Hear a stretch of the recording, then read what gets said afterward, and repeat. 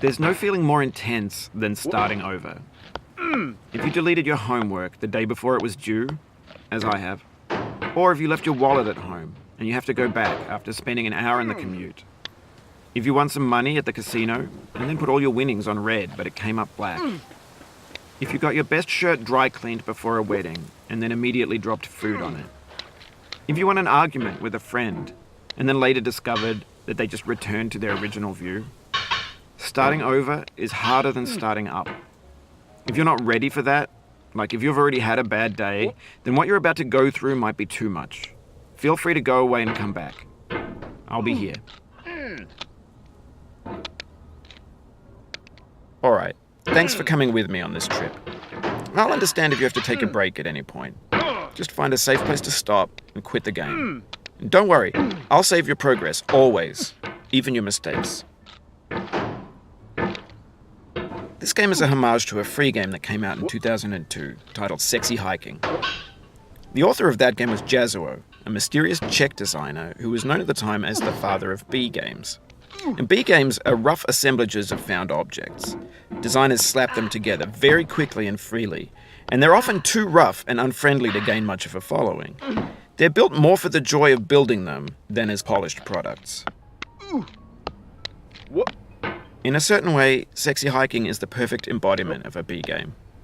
It's built almost entirely out of found and recycled parts, and it's one of the most unusual and unfriendly games of its time. In it, your task is simply to drag yourself up a mountain with a hammer. And that act of climbing, in the digital world or in real life, has certain essential properties that give the game its flavor. No amount of forward progress is guaranteed. Some cliffs are too sheer or too slippery. And the player is constantly, unremittingly in danger of falling and losing everything. Anyway, when you start Sexy Hiking, you're standing next to this dead tree that blocks the way to the entire rest of the game.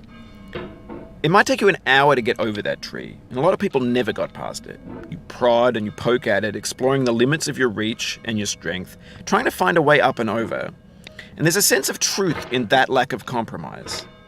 Most obstacles in video game worlds are fake. You can be completely confident in your ability to get through them once you have the correct method or the correct equipment or just by spending enough time.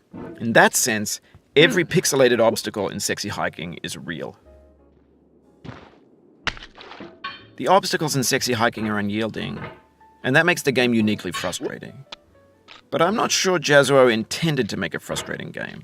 The frustration is just essential to the act of climbing, and it's authentic to the process of building a game about climbing. A funny thing happened to me as I was building this mountain. I'd have an idea for a new obstacle, and I'd build it, test it, and it would usually turn out to be unreasonably hard. But I couldn't bring myself to make it easier. It already felt like my inability to get past the new obstacle was my fault as a player rather than as a builder. Imaginary mountains build themselves from our efforts to climb them, and it's our repeated attempts to reach the summit that turns those mountains into something real. When you're building a video game world, you're building with ideas, and that can be like working with quickset cement. You mold your ideas into a certain shape that can be played with, and in the process of playing with them, they begin to harden and set until they're immutable, like rock. And at that point, you can't change the world. Not without breaking it into pieces and starting fresh with new ideas. For years now, people have been predicting that games would soon be made out of prefabricated objects, bought in a store and assembled into a world. And for the most part, that hasn't happened, because the objects in the stores are trash. I don't mean they look bad or that they're badly made, although a lot of them are. I mean they're trash in the way that food becomes trash as soon as you put it in the sink. Things are made to be consumed and used in a certain context, and once the moment is gone, they transform into garbage. In the context of technology, those moments pass by in seconds. Over time, we've poured more and more refuse into this vast digital landfill that we call the internet. It now vastly outnumbers and outweighs the things that are fresh and untainted and unused. When everything around us is cultural trash, trash becomes the new medium, the lingua franca of the digital age. And you can build culture out of trash. But only trash culture. B games, B movies, B music, B philosophy.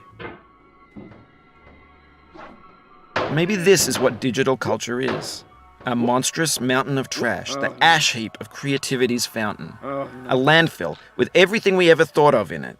Grand, infinite, and unsorted. There's 3D models of breakfast, Gen X's fanfic novels, scan magazines,